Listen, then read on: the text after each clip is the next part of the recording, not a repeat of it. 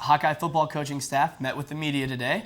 And with the college football season less than 2 weeks away, things are starting to heat up for the Hawkeyes and their coaches. Senior defensive lineman Drew Ott is expected to be the anchor of this 2015 Hawkeye defense, and defensive coordinator Phil Parker said that Ott operates more on his actions, speaking louder than his words when leading the younger players. The guy has great effort, and he's tough, and he runs, and he's just a good guy. Not very vocal, but I mean, just the way he plays, people should respect that. And on the other side of the ball, the offensive line has been a huge topic of conversation this offseason. You'll be seeing a few unfamiliar faces stepping up to fill the void of former Hawkeye tackle Brandon Scherf. But head coach Kirk Ferentz doesn't seem to be worried about those younger players.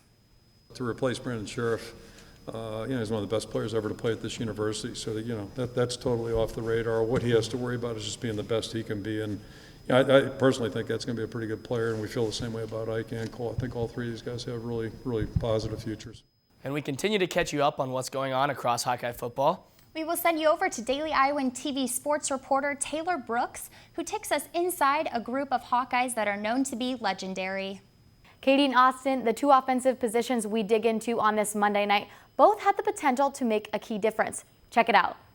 Iowa's Tavon Smith might have broken New York Giants wide receiver Odell Beckham Jr.'s world record for one-handed catches, but he's focused on one thing and one thing only.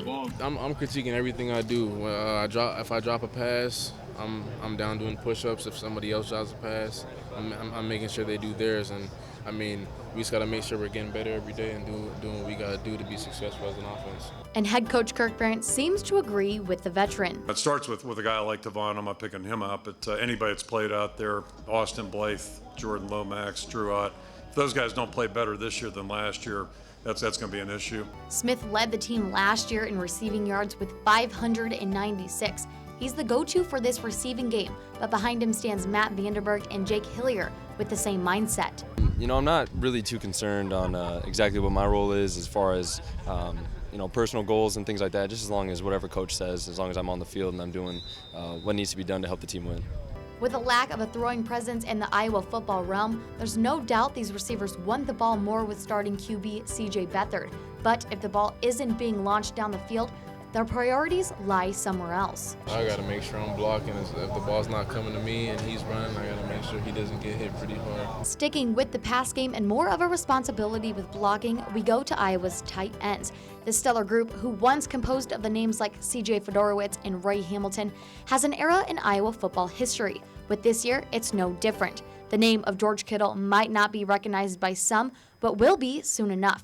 The 235-pound Oklahoma native is stepping into a bigger role this season. To me, he's becoming a veteran player, if you will. And the biggest thing, his attitude has just been great. He's really been focused. He's been able to remain focused. His role plays a bigger part as Jake Duzey is out due to an injury, but is expected to return by late September. It's coming along good. It's going a lot faster than they thought originally. So just got to keep working every day, keep coming in, get treatment, and hopefully I'll be out there in no time. With these two positions compiled of talent and the arm of C.J. Beathard in the pocket, the throw game could be one to watch for. We continue Tuesday night with the offensive line and who you will be seeing doing most of the blocking. Katie, what's going on with field hockey? Iowa field hockey has long been known as one of the finest programs in the country. With much controversy last year surrounding the firing of former head coach Tracy Griesbaum, the Hawks are trying to look forward as their season starts up in just 5 days. I caught up with the Hawks at Media Day earlier this week. Before heading to the 2015 season opener in Louisville, Kentucky, the Iowa field hockey team held their media day last Thursday at Grant Field, where head coach Lisa Salucci expressed her excitement for new team leaders to step up this season. Stephanie Norlander, returning All-American as well, all Big Ten selection, a member of the Canadian senior team.